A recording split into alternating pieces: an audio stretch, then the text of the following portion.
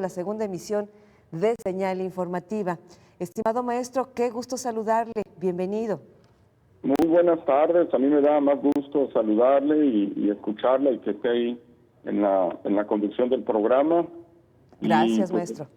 Deseándoles un feliz año a quienes no se los había comunicado. Todo lo mejor para este año.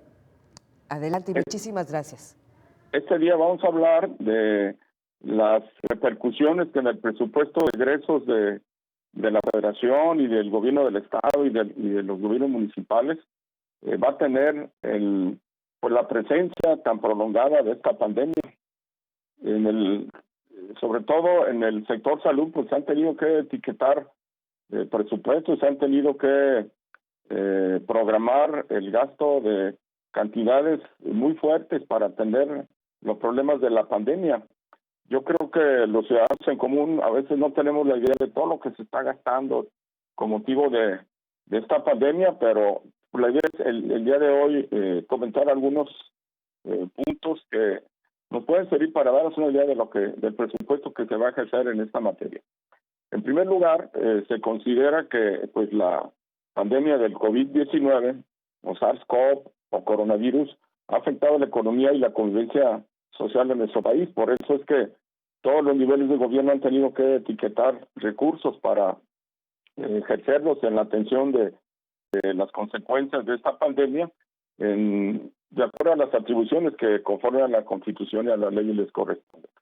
Desde luego que las deficiencias estructurales que han existido en nuestro país desde hace muchos años provocaron pues que la atención fuera un poquito más deficiente. Sin embargo, en el trayecto pues se han tenido que hacer las adecuaciones necesarias y ahorita todos los niveles de gobierno están haciendo su esfuerzo para atender de manera eficiente los problemas que nos ha dejado y que nos está dejando la pandemia.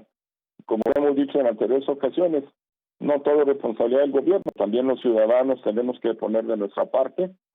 Por ello es importante pues que conozcamos algo de los recursos en qué se gastan los recursos que los gobiernos federal, estatal y municipal están etiquetando para la atención de la pandemia.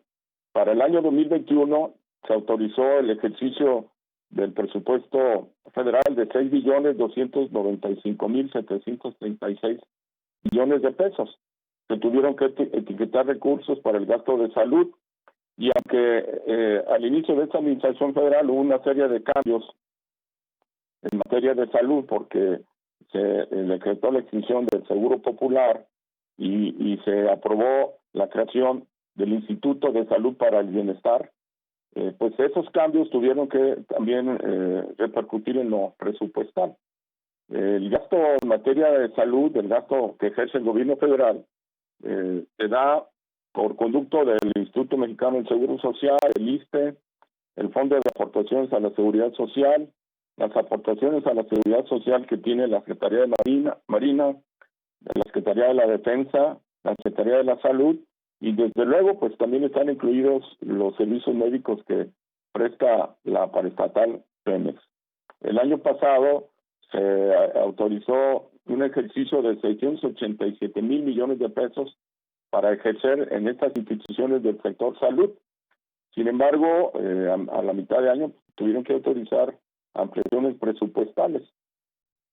En realidad, el incremento del presupuesto de la salud pues no iba destinado totalmente a la compra de vacunas. Al inicio de la pandemia pues se pensó que iba a ser factible su control y que nadie tenía previsto los estragos y las afectaciones que se generaron, como lo hemos visto hasta el día de hoy, a casi 10 meses de que se inició la contingencia y de que se decretó la suspensión de actividades.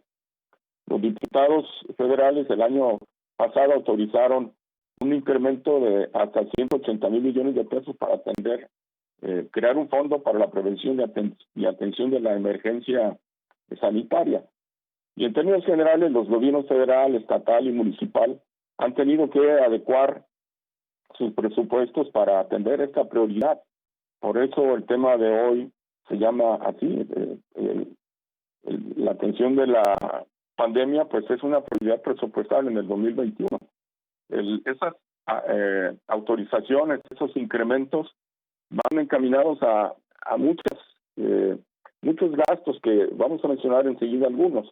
Por ejemplo, la adquisición de gel antibacterial, guantes de látex, cubrebocas, termómetros infrarrojos, antisépticos, desinfectantes, arcos sanitarios, tapetes sanitarios, protectores faciales, atomizadores, servicios de sanitización en edificios públicos, caretas, overoles desechables, capuchas desechables, mascarillas, botas de silicón, máscaras faciales con filtro, mandiles de plástico, tinas de plástico, termonebulizadores, casas para descontaminación, tipo carpa, sales cuaternarias en amonio para sanitizar, insumos para las cabinas de bioprotección, reactivos para pruebas PCR, pruebas rápidas, la contratación de brigadas para detección y notificación oportuna, la contratación de servicios para atención psicológica, monitoreo